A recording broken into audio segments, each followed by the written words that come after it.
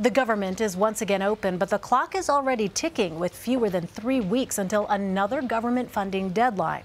But that's just one of the urgent items on President Trump's agenda. For a look ahead, we're bringing in a behind-the-scenes member of our reporting team, CBS News White House producer Finn Gomez. Finn, thank you so much for talking to us. I know it's a non-stop font of news over there, so it's really great to have you. Let's start with the government funding negotiations. What is it that you're watching for there, Finn? Well, right now with the funding, I think I just spoke to a couple of my sources in the White House and the upper press, and they were telling me that the focus right now is really to allow the conferees on the House and Senate side to get and hash out the differences they have. They have a couple weeks, as you know, to get everything situated. But of course, the shadow of the White House, the imprint of the president, it's still felt among the negotiations. And number one is border security, the wall. It's still something it's very important to them. Coming off with some in the conservative circles have called a defeat for the president, you're seeing a lot of focus. The president feels emboldened. I think that some of the Republicans feel that this is kind of like a mandatory situation where they have to come up with the proper funding for the wall that has been a mantra for the president since 2016. So I think you're still going to be focused a lot on that, and you're going to see more of that in the coming days. Well, the administration also has a key foreign policy test in Venezuela. What's the biggest test for the president there?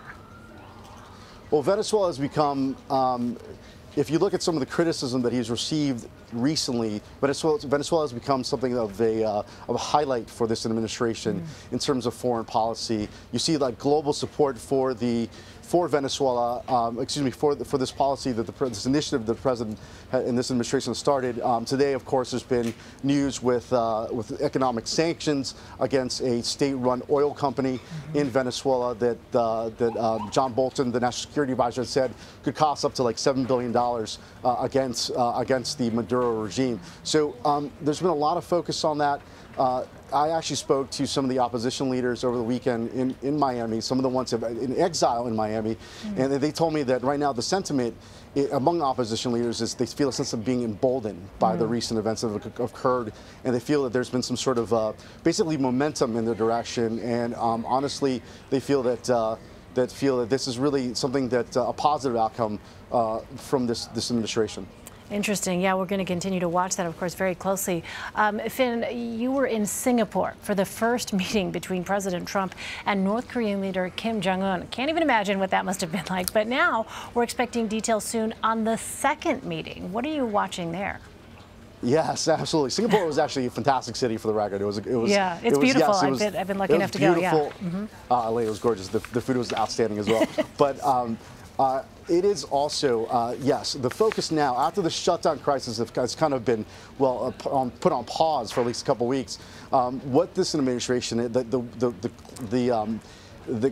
wheels have begun to turn in terms of the administration focusing on this summit, the second summit between the president and Kim Jong-un, the North Korean leader.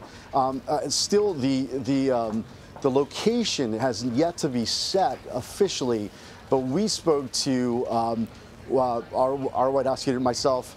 We have spoken to sources in the administration who told us that it looks like Vietnam is a good chance that's going to be the location of the second summit. And of course, on policy issues, you're really looking. The first summit, like some of the critics have said, there wasn't a lot of substance. It was more like the optics of the event, the optics of the situation, like this historic event. But now I think some critics are looking for some meat and potatoes, are looking for substance in the second summit that we think is going to happen most likely in Vietnam.